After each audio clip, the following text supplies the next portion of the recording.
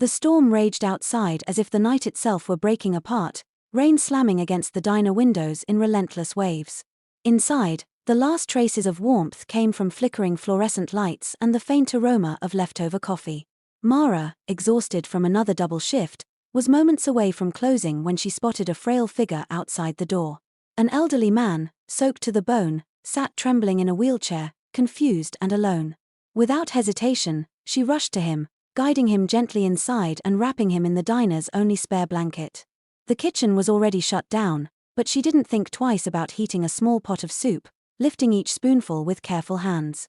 Despite her fatigue, her voice remained soft and steady, offering comfort to someone she had never met. She had no idea her simple act of humanity was about to change everything. Rowan stepped into the room just as Nora pulled the strange box into the light, and the moment his eyes landed on the photograph, the color drained from his face. He didn't need a second look, he recognized the woman instantly. She was his late mother-in-law, a woman who loved her daughter fiercely and blamed him for the pain that followed. After Arya's mother died during childbirth, she had tried to surround the baby with old protective charms, rituals passed down through generations. Rowan, grieving and clinging to logic, had all of it removed years ago, convinced such things held no real power. But seeing this box now, hidden under his daughter's bed, twisted into something far from protective, shook him to his core. Someone had put it back. Someone had turned those old traditions into something darker. And for the first time, Rowan began to fear that Arya's suffering wasn't accidental at all. Mara didn't share much about herself at first, but Rowan could see the exhaustion etched into her every movement, the kind that doesn't come from one long day, but from months of carrying life alone. When she finally opened up, her words were quiet, almost apologetic, as if her struggles were something she shouldn't burden anyone with. She spoke of her mother's illness, of medical bills that drained everything she owned, of working shift after shift just to keep a roof over her head. There were no siblings to lean on, no family waiting at home, just memories and a stubborn determination to survive.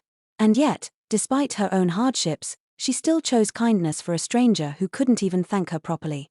Rowan listened, feeling something heavy settle in his chest, realizing this young woman had been giving the world a kindness she rarely received herself. As Rowan sat across from her, listening to the soft cracks in her voice, he felt a truth he had ignored for far too long rising to the surface. All his life, he had measured care by its price, private facilities, expert caregivers, the finest treatments money could secure. Yet none of it had brought his father the peace he witnessed in that diner. Watching Mara feed Aldrich with such patience, seeing the way his father's anxious eyes softened under her gentle presence, Rowan recognized something he had forgotten. Real compassion doesn't come from obligation, it comes from the heart.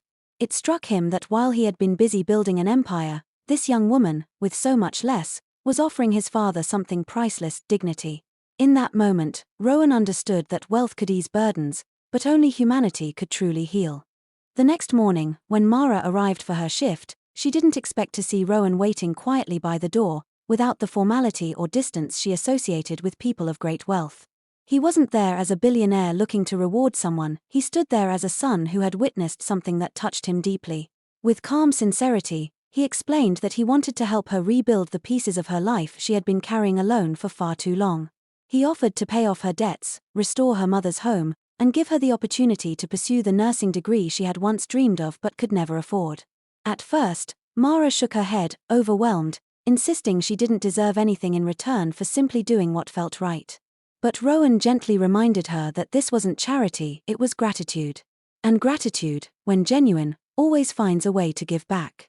In the weeks that followed, Mara's world began to shift in ways she never imagined possible.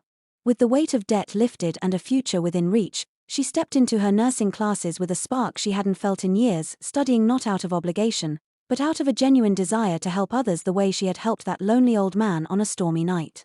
Aldrich's condition stabilized, and whenever Mara visited him, something in him seemed to brighten.